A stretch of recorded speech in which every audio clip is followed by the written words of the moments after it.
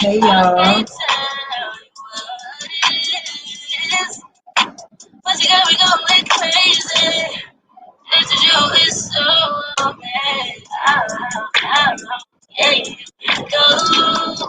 Hello, hello, hello, hello.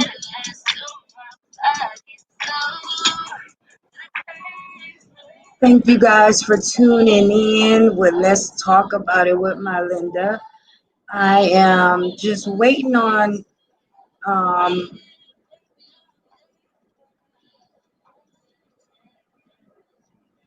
some viewers.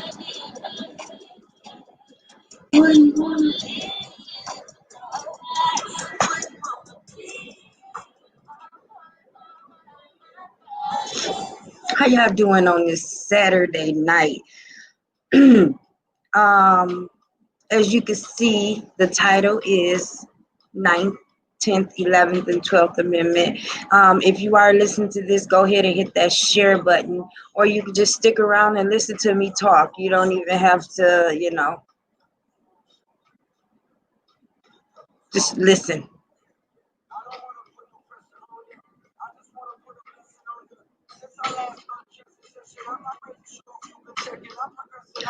Once again, if you are listening to this, go ahead and hit that share button, please. Hit that share button.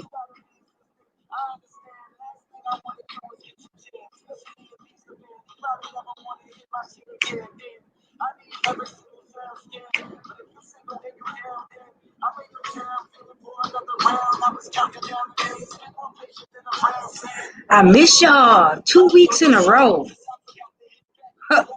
I miss y'all.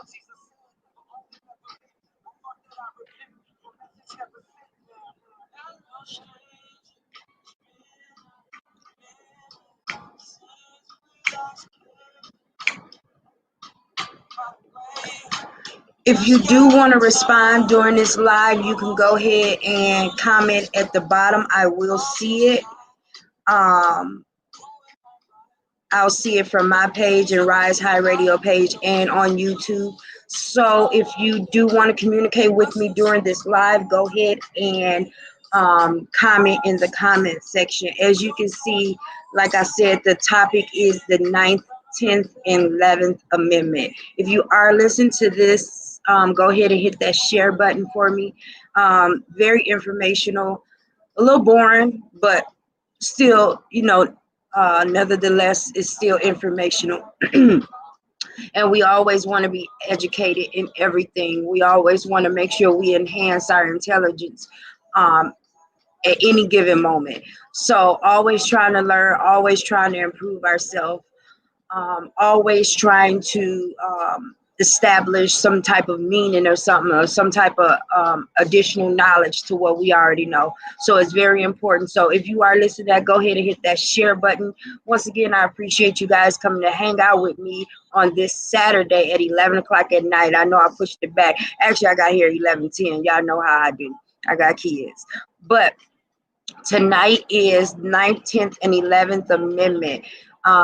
If you are wanting to interact in this live, go ahead and you can comment at the bottom and I will see it. Once again, if you are listening, go ahead and hit that share button for me. Okay.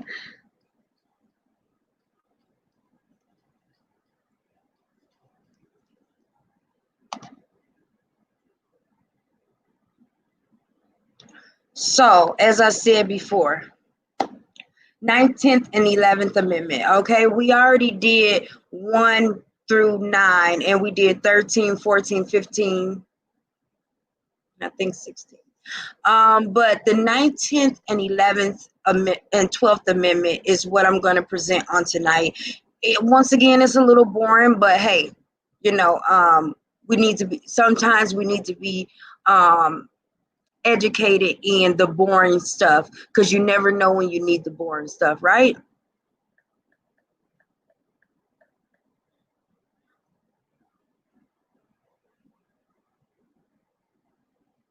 Okay, so we're going to start off with the Ninth Amendment. And the Ninth Amendment says the enumeration in the Constitution of certain rights shall not be constricted to deny or disparage others retained, by the people. And what does all that jibber jabber means? Pretty much it means that in this constitution, in the titles or the little parts at the bottom, the Congress or the government has stipulations or like delegated power that they can do. And this amendment is pretty much saying that the government only has that delegated power. They can't like really like sneak in anything or be deceitful about stuff, because back in the heyday, whether you know it or not, they were deceitful in their um in their decision making. So this constitution says that they are limited to what is only delegated for them, which is the specific powers that they have in the constitution. And those powers are listed. They're called delegated powers. And if you want to look those up, I didn't get a chance to like write them all down, but Congress or the government has specific powers that they're supposed to go by, like declaring war, or giving us the amount of how much money is. So it's different types of power that they have. And whether you know it or not, like I said, back in the day, they used to be deceitful about things. Who would figure? They used to be deceitful about things. And so this Ninth Amendment was set in place so they wouldn't be deceitful, and they will only abide by certain powers that they have in the Constitution. Um, there are actually 30 of the powers that they actually have. And like I said, you can look that up if you want to. I didn't really go and do research on that, but the government has 30 specific powers that they can only abide by, and only make decisions on, that's under their power, or jurisdiction, I guess I would say. And the Ninth Amendment actually protects us and says that they can't go outside of those 30 powers that they have to make a decision on the individual or the person or the people of the United States. So that was pretty interesting to me. I didn't know that. And I didn't know anything about the 30 powers that they have in the Constitution. But like I said, the Ninth Amendment is supposedly protecting us from them not going outside of that bracket of the 30 powers that they have.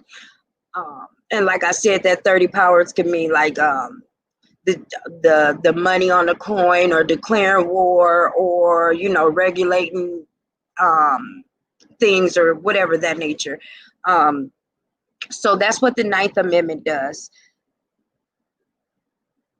And like I said, I'm learning as I go too. I mean, I knew about some amendments, and I've been doing my studies a whole lot more, and actually reaching out to people to see what they think in regards to our amendment. So the Ninth Amendment, like I said, that's the construction of it, and that's what it's supposed to do for the American people. Actually, 1 through 11 is the Bill of Rights in the Constitution of our amendments. 1 through 11 is the Bill of Rights, and the Bill of Rights is put into place because of the fact it's supposed to protect the people. So after the 11th Amendment, it's just amendments, but 1 through 11 is actually Bill of Rights. The 10th Amendment is saying that the powers that are delegated, remember I just talked about the powers that are delegated through the United States, they are prohibited, once again, like I said, from by state to state. So only the government can use those 30 powers in the government. They can't do it state by state. They can't say, come on, Alabama, we got something to say about you. No, you can't do that. You only can do it in the government system, or the government party. That's what the 10th Amendment is saying. Even though you have that power in the 9th Amendment, you cannot delegate those powers throughout the state. You can only do it within the government, within the government party. So that was once again interesting to me too. That was the last amendment. I'm sorry, that was the 10th Amendment. And like I said, it was to protect those rights of the individual people, because they were doing some shady stuff back in the heyday. I mean, if they doing shady stuff now, you already know how it was back in the heyday. So this 10th Amendment was to say that, hey, you do have those 30 powers. You do have those 30 powers government to the Constitution, but you don't have it over states. States still have their rights too. That's why, of course, we that's why we vote. That's why we vote as a state, and we come up with electoral votes, which is the 12th Amendment too, but I'll get to that. So that's what the 10th Amendment says, that even though the Congress has those powers, they can't just use them any type of way. They can only use it in a governmental approach. Like I said, declaring war. They can't go to Alabama or Michigan and say, Flint, they can't do that. It's only by state that we get to have those rights. And the 9th Amendment, or the 10th Amendment, I'm sorry, protects the states from the governmental powers that they have. Because like I said, they was wilding out. They was like doing whatever they wanted to do. Crazy. Okay, crazy.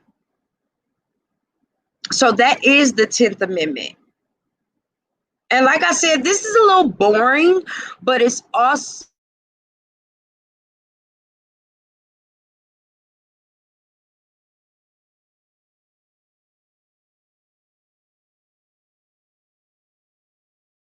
went out. Oh, it went back on. It's very important to know. It's very important to know. I don't know if you ever go to your city council meetings and stuff like that. So it's very important for you to know what's going on in our Constitution and what's going on, what rights that we have as states too. So like I said, it's a little boring, but it's also informational too. The 10th Amendment is, like I said, this is the last amendment that really that is focused on the Bill of Rights. 1 through 11 is the Bill of Rights. So the 11th Amendment is the last amendment of the Bill of Rights. And it says that an individual cannot sue another state. Pretty much. So I can't be a resident in Michigan and go sue New York. That's protecting the states. That's what the 11th Amendment Bill of Rights is. So it's saying that, like I said, that, oh, I'm sorry, I should have put that up. Sorry. You cannot go and sue another state if you are from another state. So like I said, if I'm from Michigan, I can't go to New York and sue this New York State for something that they did. I can't do that. They are protected by the 11th Amendment. Of course, they said that, when it was election time, people were trying to sue. Things happened in the past that people were trying to sue other states and was getting away with it. They were winning. I think they said that, somebody tried to sue Alabama, and because Alabama didn't show up, and because Alabama had the mind state already before the 11th Amendment, like, I am Alabama. How dare you try to sue me? The actual person won, because Alabama did not show up in representation for being sued. So that's when they put the 11th Amendment in to say, you can't sue no states, because they have like a little, They up there, okay? So you cannot sue another state if you're a resident at in a different state. So cannot sue them, unfortunately. As bad as you want to, as bad as you be getting those speeding tickets and I don't know if y'all be driving. I drive when I drive to different states. I have got flashed so many times by that camera that sits up high, like Big Brother sits up high, and if you run a yellow light, they just bing, and then they send you your ticket in the mail, and you be like, what? That's why they try to get specifics. They caught you right there because they have your license plate, they have you driving, they have all those specifics. Because you cannot, in the 11th Amendment, it says you cannot sue a state if you are a resident at another state. Okay, like I said, if you're listening to this, I know it's not as interesting as the 13th, 14th, and 15th Amendment, but it is informational. I didn't want to skip over any amendment, just because it's important. It's important for you and it's important for me. And you can always reference this in, I have the titles where you can reference this if you need a breakdown of what each amendment is, because sometimes it can get really tricky in the wording of the amendment. So it gets really tricky. So my goal and objective during these lives with you guys is to break down those amendments so you can get a better understanding. And then if you want to do further research at that time, then you can go forth and do that. So once again, the 11th Amendment was the last amendment of the Bill of Rights. And the Bill of Rights was put into place to protect the people. Yeah, that's a different story. To protect the people. Hey Kayla, how are you? I'm hoping that you get good information from this live, Kayla, because this young lady is a entrepreneur in the works, and of course she has the ambitions and the goals to move forward. So I hope that this information that I'm bringing to you is informational and will help you during your adventures of being, whoever you want to be or whatever you want to be, however you want to go with your business, so on and so forth. So the 12th Amendment, it talks about the electoral votes, right? Election year. This is election year, right? Election year. So what better way to end this is election year, the 12th Amendment. So the 12th Amendment says that the president has to get electoral votes and the vice president has to get electoral votes. I guess way back in the day, they was picking two people of the same party, and whoever liked whoever was the president and the other person was the second president. Was the vice president. So once again, shady stuff. So that's why the amendments are put into place. So it actually says that, each president and vice president have to have electoral votes, not, picking somebody like they used to. Like, oh, you look like a good president. You didn't say some stuff. So come on. Yeah, we want you. That was back in the day. Now they have to do votes now, electoral votes, which is, if you don't know what electoral votes is that's when the state actually votes for that particular party. And we do have designated states where they're Republican and Democrat, because that's how the history has been in so many years. So the 12th Amendment says that you actually have to have electoral votes to be a president and vice president. Like I said before, back in the day, they were just picking people. And like, come on, I want you. Come on, you look like you're a good president. Seems like that's what happened this year. Whatever, that's neither here nor there. But that's what the 12th Amendment is actually declaring. The 12th Amendment says that, that they have to actually they have to actually vote on people instead of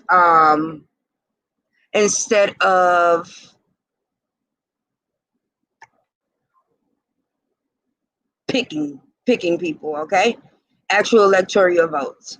Okay. So if you are watching this, go ahead and hit that share button. If you do want to voice your opinion or have a comment, go ahead and type that up. Like I said, these amendments were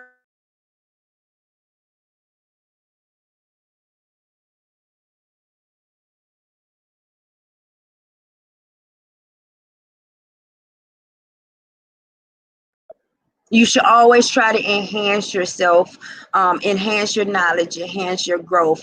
And if you do have any questions or comments or concerns, you can always personally message me or message me at Rise High Radio. I'll do the best that I can. I am a good researcher, um, amazing researcher actually. But I'll try to answer any questions that you may have. But once again, this is the 19th, 11th, and 12th Amendment. Um, so this is going to be informational, very informational for you. Um, and the last thing that I really want to leave you guys with um, is, since I was talking about being informational and being knowledgeable about stuff and knowing yourself and knowing what you can obtain, knowing what's important to you and knowing what's important to your family, I actually want to leave you with the steps of reflecting. um, so as I end this podcast, I want you to reflect on the information that was presented to you. I also want you to reflect on where you are today. Um, as you can see, the first step of reflection is self-awareness, knowing yourself, learning what you can do, what floats you, what don't float you, what pisses you off, what doesn't piss you off, what loves on you and what doesn't. I'm actually going to give you, it's called the 5 love languages, and they usually take this during couples, like when couples are having counseling and stuff like that. But I really think that it's very informational to know your love language. And love language, like I said, is not intimate. It's how you receive your love from somebody. How do you identify what love is? Um, and I actually want to leave that for you guys while I speak about the reflections, the reflecting,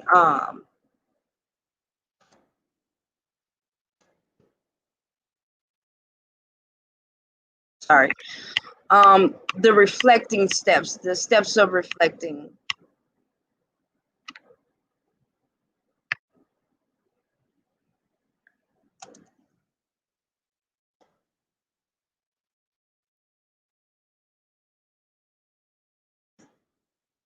Okay, so I did find that for you, and this is the test that I have taken, that the people close around me have taken, and it's good. It's good information.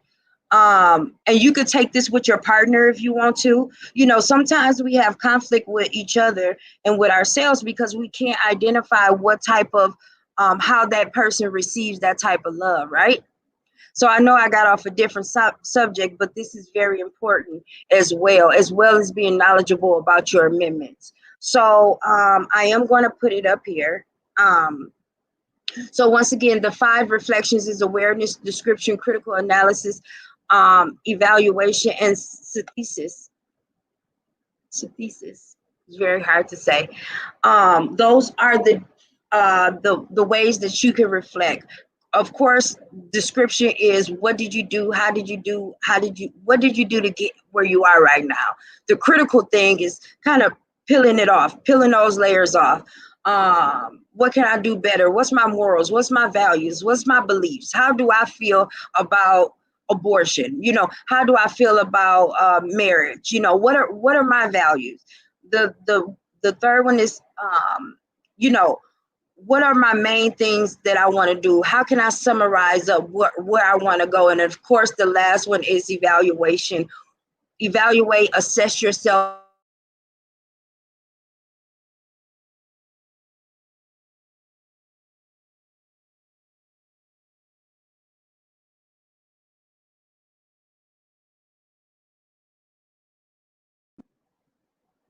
I see that I keep on breaking up.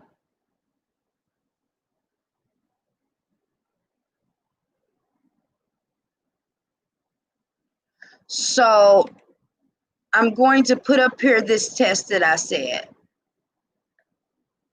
The 5 love languages. So you and your partner, or you alone, or whoever, however you want to do it, can take this test. www.5lovelanguages.com/quizzes/. So write this down, and like I said, take it with your partner, take it by yourself. It's always very important for you to understand what type of love you receive. I know what type of love I receive and what makes me happy. And I also know that about the closest people to me as well. What type of love, how they identify or how they receive love. So this is a resource for you guys. If you guys want that, like I said, you could do it as a partner, or partnership, or significant other, or marriage, or you could do it by yourself, just so you can know your love language. um, like I said, it's very important to know how you receive love. So that's all I have for you guys today. I'm going to leave that up, and you can go ahead and write that down. I don't think you can, nope, you can't click on it. So go ahead and copy and paste and write it down. And go ahead and take that love language quiz tonight or tomorrow, and ask your significant other if they want to take it with you. I want you to really focus on reflecting on yourself, reflecting on the person that you want to be, and kind of peeling back those layers of things that's sometimes hard to discuss, and sometimes hard to get to. A lot of times we lose out on a lot of different things because we have a wall up, or we can't pull back those layers, so other things can get in close to us, so we can be accepting. Change is not always bad. Sometimes change is good. I know everybody hates change, because change is just change. Nobody likes change, whether it be good or bad.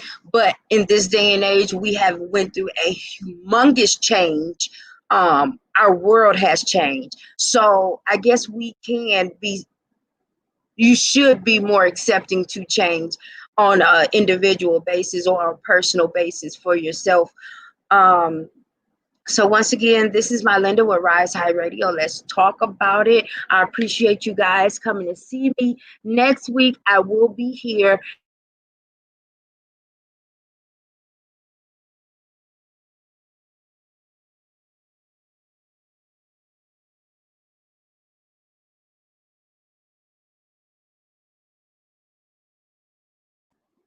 I see I keep on freezing. So I'm gonna go ahead and get off this, but you can always reflect back to this video. Um, so once again, this is my Linda with Rise High Radio. Let's talk about it not every Saturday, because sometimes I need some time. Um, Saturday at 10:30. I hope to see you guys next Saturday with me, and I appreciate you guys always. If you are listening to this, go ahead and share this live. It was very informational. It talks about the amendments, and then it goes and gives you information about your 5 love languages. So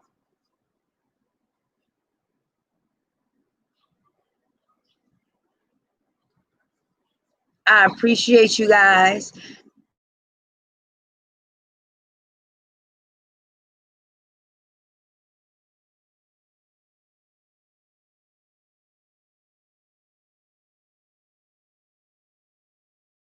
And the rest of my lives, okay, I'm breaking up. And the rest of my lives are on YouTube. Go ahead and like us on Facebook and subscribe to us on YouTube. This is Melinda with Rise High Radio. Let's talk about it.